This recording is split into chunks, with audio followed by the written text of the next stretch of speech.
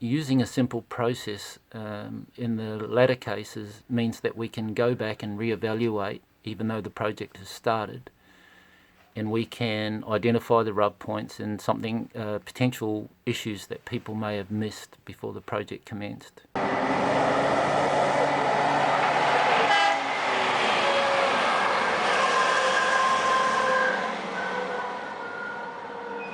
Hi, Peter Yates from Bluefield Asset Management. I have been a senior asset manager for 5 years, just over 5 years.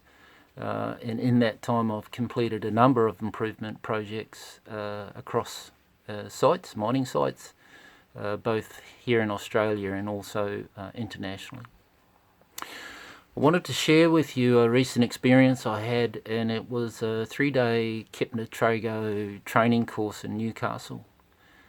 The training itself was facilitated by 2 of my work peers within Bluefield, and it formed the final part of their training accreditation for Kepner-Tregoe.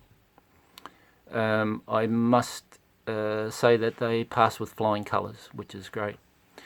It's great for Bluefield in terms of now these people can train the trainer type activities and go out and train our people, but it's also available for clients should they wish to take that training up and train their workforce on solid project management. As the name would suggest, the training was around project management and how to do it well, using the Kepner-Tregoe process and philosophy. For those of you who have been around the industry for a while, as I have, there's nothing complex about project management. However, following a process allows us to identify roadblocks and hurdles. And that's really important, because only then can we implement actions to either eliminate those opportunities or reduce the impact they have on a quality outcome. I found it interesting that the fundamentals of project management don't change, and they haven't. But what does change is that we either we don't do a lot of project management and we're a little bit rusty, or on occasion you'll get to site and the project's already commenced. It's not all lost. Using a simple process in the latter cases means that we can go back and reevaluate even though the project has started, and we can identify the rub points and potential issues that people may have missed before the project commenced. The key here is early warning to the client so that we can fix that up before we get to a point where we can't control it. It's all about early control. During the training, there was a practical element where we broke into 2 teams of about 6, and we had to go and perform a certain task as a team.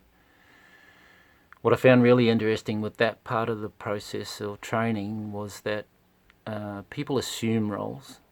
I think it's really important as a project team that we need to sit down and have open and honest and robust discussions about who's got the best skill set for this position and who would we place there. I think in many occasions we assume roles, and we're not necessarily got the best people in the best place to get the best result. So all in all, I found the training beneficial by resetting ideals and practices for good project management. The Kepner-Tregoe cards that they issued are helpful because they're always going to be with you. It's not like a book or a manual that you have to card around with you all the time. They're just simple cards, and they're cue cards that allow us to follow that simple process. I think it will be helpful for me in the future, and I have used it in a number of occasions already at site, even for simple projects that you're doing at site. It just allows us to, again, open up and have a good view of what good looks like, what good can look like, and then work toward that goal. Thanks for your time. I hope you got something out of this video, a short video. Key points for me is simple process, Get in early and identify your rub points, and then develop some actions around reducing them or getting rid of them altogether. Choose a team based on skill, and you'll have all the ingredients for a successful outcome. Thanks for your time, and thanks for watching.